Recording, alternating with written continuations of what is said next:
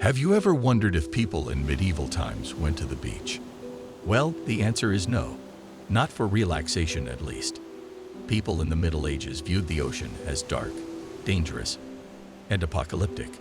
For example, in 1522, a whale washed up on a Dutch beach, and Martin Luther believed it was a sign of the apocalypse. He said, "A sea monster has been cast ashore at Haarlem. It is called a whale, and it is 70 feet long and 35 wide.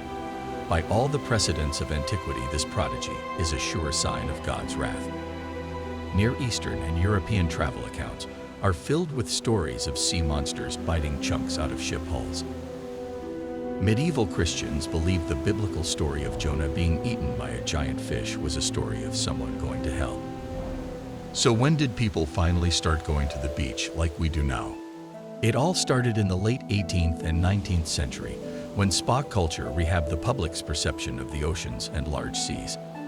Bathing in hot springs had long been seen as medicinal, and with the start of modern hygiene, cold water was seen as medicinal too. There was also a return to the wild attitude, the idea that untouched and never civilized wilderness is something beneficial to people. But what about beaches? The 18th century poet Samuel Coleridge made it clear that the danger of the water was always there, but the beach still became a spot to see and be seen.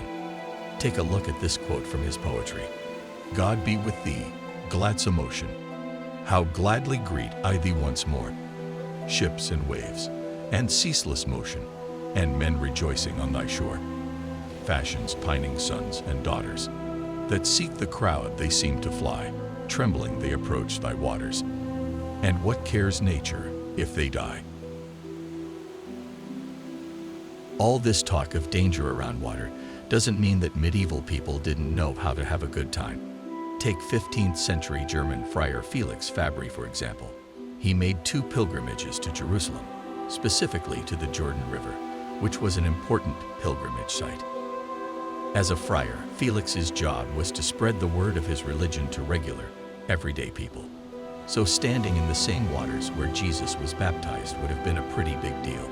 But even with all the divine overtones, he still wrote that visiting the river was great delight, and that they jestingly baptized one another. But actually swimming across the river. Muslim guides warned Christian pilgrims that anyone who played underneath the water often got sucked down into the mud and never came back.